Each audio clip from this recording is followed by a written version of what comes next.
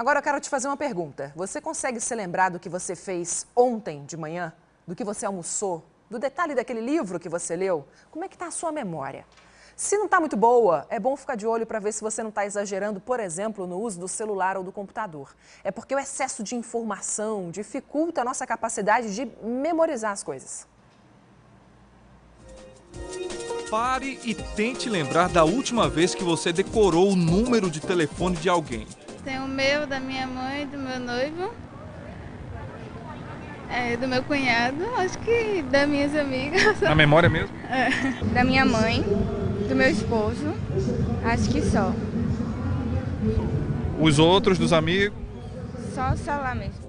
Se não for o aparelho celular, fica difícil, hein? Suene é uma que admite depender do smartphone como uma espécie de HD externo no dia a dia. Só o meu da minha mãe. O resto é tudo no celular gravado. Ah, é? Não consegue lembrar? Não. Ainda nesse teste de memória, e datas de aniversário? São fáceis de lembrar? 22 de outubro é meu irmão, vai completar 17.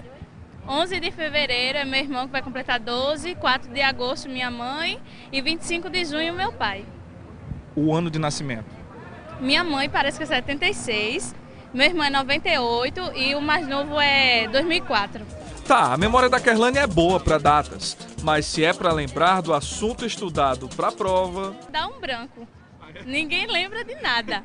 Já pessoas mais velhas dão um show lembrando do passado como se fosse hoje.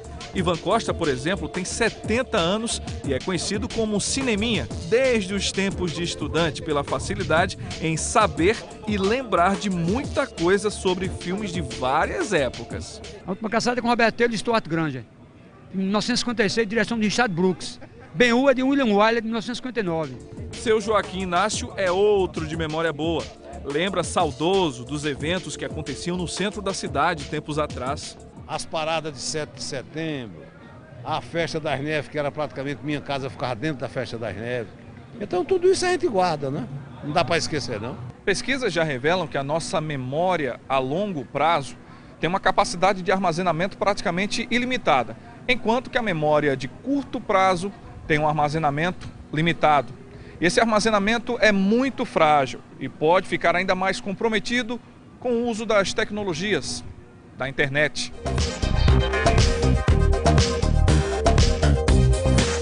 De acordo com estudos feitos por uma universidade na Suécia, a tecnologia muda a maneira em que vivemos o nosso dia a dia, como aprendemos e a maneira em que usamos a nossa capacidade de atenção.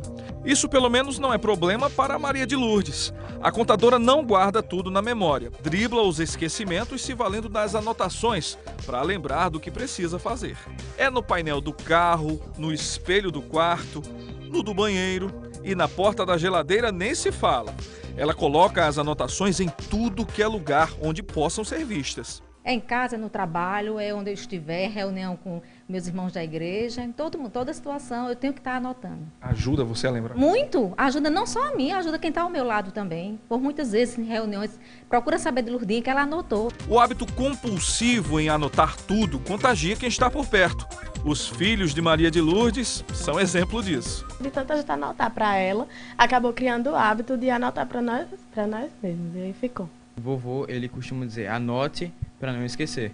Acaba que acostuma, ela também avisa algumas coisas. A pessoa acaba anotando, para realmente não esquecer.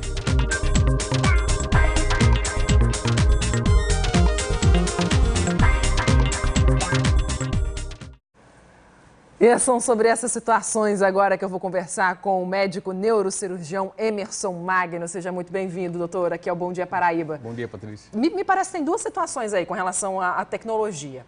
Uma é que a gente está sendo bombardeado o tempo todo com novas informações de todos os lados. Isso realmente deve causar alguma coisa no cérebro. Com certeza. E a outra que parece que a gente se escora no celular, sabendo que as informações estão lá. Para que eu vou gastar minha memória com isso? É por aí? É, mais ou menos por aí. Assim, a neurociência, a gente não sabe qual é o real impacto dessas novas tecnologias nas nossas funções cognitivas, principalmente a memória. Então, assim, nós temos três tipos de memórias principais. Uma memória de atenção, a memória de curto prazo, que nós utilizamos para reter um número de telefone até descaso, depois esquecemos esse número. uma memória de curto prazo, que dura algumas horas, e uma memória de longo prazo, que é a nossa memória definitiva, que dura toda a nossa vida. E agora temos um quarto tipo de memória, que é a memória virtual. Ou seja, nós dependemos muito de novas tecnologias, computadores, smartphones, para reter dados, informações que antigamente simplesmente decorávamos. Entendi. Né? Facilmente, inclusive. Facilmente. A gente fica pensando como que aquele povo sabia tantas coisas. Isso. E essa questão da tecnologia, ela afeta que tipo de situações, por exemplo? Esquecer um celular em casa, esquecer a chave do carro, é isso? Tem um lado positivo e um lado negativo. O lado positivo é que deixamos o cérebro mais livre para reter informações mais úteis para o nosso dia a dia. Por exemplo, memórias para o trabalho, informações com cuidados de filhos, por exemplo. O lado negativo é que criamos um excesso de dependência dessas novas tecnologias. Ou seja, quando esquecemos o celular em casa, ficamos muitas vezes perdidos porque não sabemos o número de um parente. Não precisa fazer nada sozinho. Você é totalmente dependente daquilo. Volta para pegar o celular, só não vive. Né? Não sabe nem o que tem que fazer. Tem uma outra situação aqui que é da Joana de Cabedelo. Ela diz assim que tem mania de esquecer tudo. Se ela sair para comprar um remédio num bairro tal, ela esquece e passa direto. Aí ela só percebe quando está num outro lugar fazendo uma outra coisa. Esquece compromisso, esquece de abastecer o carro, já perdeu prova de concurso e tudo, ela está dizendo aqui. Tem 45 anos. Ela quer saber se isso é um sinal de alguma doença futura ou é realmente um problema dos tempos modernos. Patrícia, assim, em pessoas com menos de 60 anos, a principal causa de memória, de problema de memória, é a ansiedade, falta de concentração. Então, assim, a memória ela possui 4 fases para ser consolidada. A primeira fase é a fase da atenção e da concentração. Certo. Ou seja, tem que estar focado naquele assunto para poder a memória ela ser absorvida. A segunda fase é a fase da compreensão. Não adianta ler ou observar um objeto, por exemplo, onde está no local, e sem você compreender aquela situação. Entendi. A terceira fase é a fase do armazenamento, propriamente dito, e a quarta fase é a recuperação. Ou seja, para a memória ser fixada no cérebro, ela tem que passar por essas 4 fases. O grande problema é a primeira fase, é a atenção.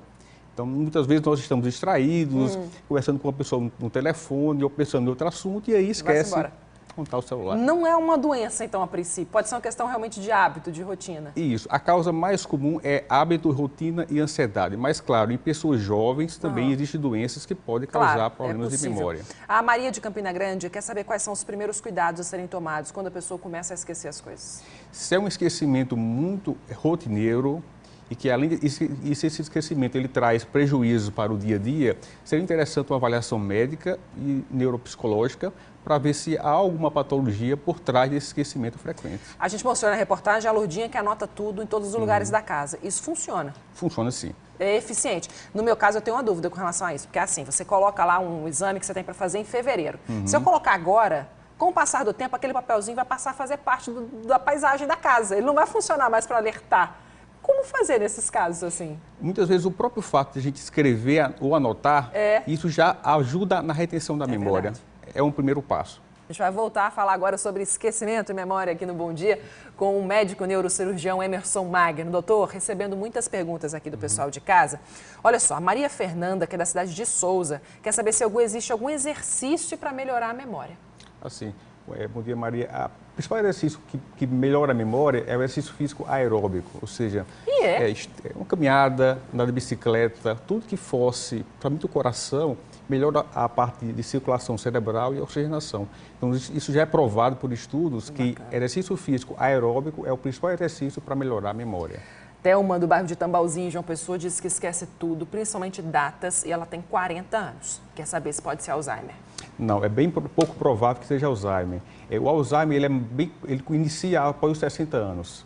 Então, pessoas com menos de 60 anos que têm queixas de memória, com certeza, certamente não é Alzheimer. Claro que existem outras doenças que podem causar perda de memória, que não são Alzheimer. Aí, entre as, por exemplo, anemias crônicas, problemas de hormônios, como hipotireoidismo, deficiências de vitaminas, como vitamina B12, tudo isso pode levar a perda de memória, mas que não são causados pelo Alzheimer. De repente, esse é o caso do Irã, do bairro dos Estados, também na capital. Ele disse que faz trabalho manual. Aí, quando está mexendo numa torneira, por exemplo, alguém chama, ele esquece o que estava fazendo, onde deixou o material. O que poderia ser essa causa do esquecimento? É o que ele quer saber. Bem provável que, entre aquelas 4 fases que eu falei da consolidação da memória, ele é interrompido numa fase que está consolidando a memória daquela situação.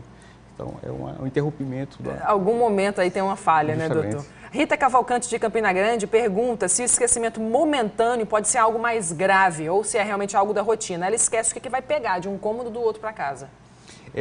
Se for uma coisa esporádica, normalmente isso não pode ser considerado como uma patologia. Tá? Mas se isso acontecer com muita frequência e atrapalhar atividades do dia a dia, seria interessante uma avaliação neuropsicológica ou com um neurologista para investigar se há alguma doença por trás.